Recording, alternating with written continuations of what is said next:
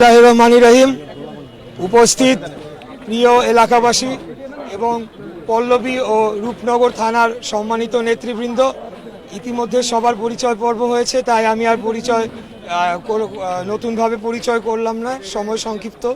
আর আমাদের সাথে আজকে উপস্থিত আছেন আজকের এই অনুষ্ঠানের প্রধান অতিথি, আমাদের বিএনপির ভাইস চেয়ারম্যান এবং একজন চিকিৎসক, খুব জননন্দিত চিকিৎসক ডক্টর এম জাহিদ হোসেন সহ সকলকে আসসালামু আলাইকুম।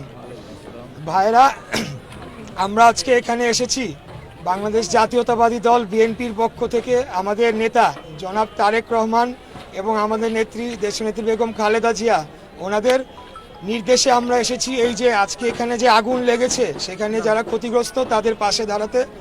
ভাইরা, আমি খালি দুই একটা কথা বলতে চাই। আপনারা লক্ষ্য করে দেখবেন গত 72 ঘন্টায় 3টা স্থানে কিন্তু অগ্নিকাণ্ড হয়েছে। মহাখালীতে সাততলা বস্তি, মোহাম্মদপুরে কালসি।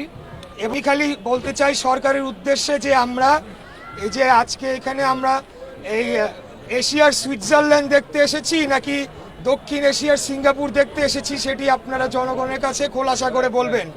আপনারা বলছেন যে উন্নয়নে আমরা সিঙ্গাপুর সুইজারল্যান্ডকে আমরা অতিক্রম করে গিয়েছি, অথচ আপনারা দেখেন আমাদের সামনে কি অবস্থায়, কি পরিস্থিতিতে জনগণ এখানে বসবাস করছে।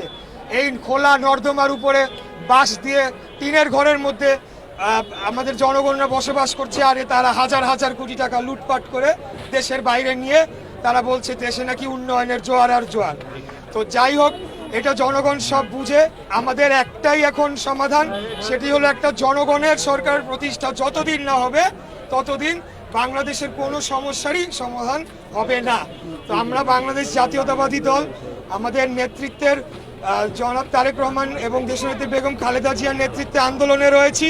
আপনারা এখানে যারা বিএনপির নেতাকর্মীরা রয়েছেন এবং এলাকাবাসী রয়েছেন, আপনাদের প্রতি আমার অনুরোধ, আপনারা হতাশা হবেন না, আপনারা কোনোভাবেই নিরাশ হবেন না। এই গণতান্ত্রিক আন্দোলন আগামী বছর আমাদের 50 বছর পূর্তি হতে যাচ্ছে বাংলাদেশ স্বাধীনতার। ইনশাল্লাহ আবারও একটা স্বাধীনতা আমরা অর্জন করব। আর আমি আরেকটি কথা বলতে চাই, আমাদের যিনি উত্তরের জনতার মেয়র জনাব তাবিদ আওয়াল, উনি শারীরিক অসুস্থতার কারণে আজকে এখানে উপস্থিত হতে পারেন নাই। তো আমি ওনার ছোট ভাই হিসেবে, ওনার প্রতিনিধি হিসেবে এখানে এসেছি আপনাদের পাশে দাঁড়াতে।